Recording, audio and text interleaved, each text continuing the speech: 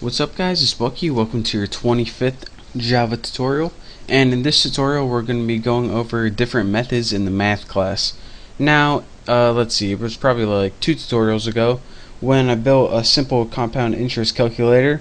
We use one of the methods called power by using pow, and this allows us to use the power function, methods they're called in Java. But in this one I'm going to be teaching you about other useful methods. So the first thing we need to do is go ahead and make a print line out on the screen. So print line, and make it take an empty parameter for now. And in this parameter I'm going to be putting all the methods of the math class. So go ahead and type math, put your dot separator, and then the first one, first one I want to teach you guys about is called the absolute value, and that's ABS, and inside your parameter it takes one number. Now what the absolute value does is take any number, negative or not, and give you the absolute value of it. So if you have 26.7 and you go ahead and run this, it would output 26.7. This is pretty much, if you have a positive 26 it would give you 26. If you have negative 26 it would give you 26. How much away from 0 that this is. So that's what ABS does, absolute value. The next thing I want to teach you about is ceil, and this stands for ceiling. Any number you give it, it's going to round it up. So if you give it 7.4, when you run it, it's going to round it to 8. So even if it is really supposed to round down to 7, when you use ceil, it always rounds it up. Now since it has ceil, there's always something called floor. Again, this takes a number, say you have 7.8, it always rounds it down. So again, ceil always rounds up the number, floor always rounds down the number. So your floor, if you have 7.8, is going to be 7. Now that we learned absolute value, ceil, and floor, let me teach you about something else called max.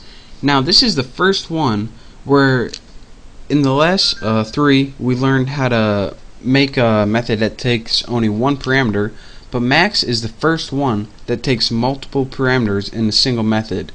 So what max does is you give it 2 numbers and it gives you the maximum of those numbers. So say you have 2 parameters, 8.6 and separate them with a comma, and 5.2. Whenever you run this, it gives you 8.6 because that's the maximum of the 2 numbers. So that's how you can get 2 numbers and find the maximum of those.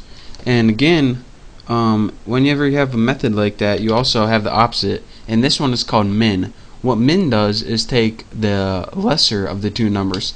So let's run this, and the lesser of 8.6 and 5.2 is 5.2, right down there. So now we learn absolute value, ceil, floor, max, min. Again, our power function, which takes power, and say you want something like 5 to the 3rd power, you would use 5 for your first argument and 3 for your next one. Again, when you run this was the same one we used in our compound interest calculator. It gets 125, since 5 times 5 times 5 is 125.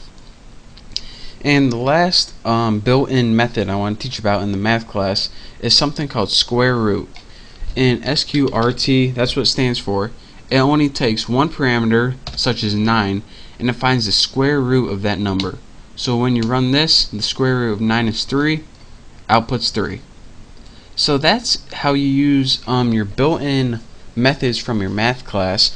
Again, you want to notice that you don't need to create an object like you do when you're making your own classes.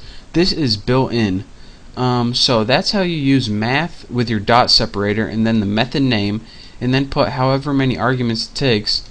I just showed you guys, let's see, absolute value, ceil, floor, max, min, pow, square root. I just showed you guys the 7 probably most common ones, and those are the ones we're going to be working with from now on. So I just want to show you guys what those do because we're going to be using them and I don't want you guys to get lost. So play around with those, throw them in your built-in methods, and you can make some pretty cool stuff with those.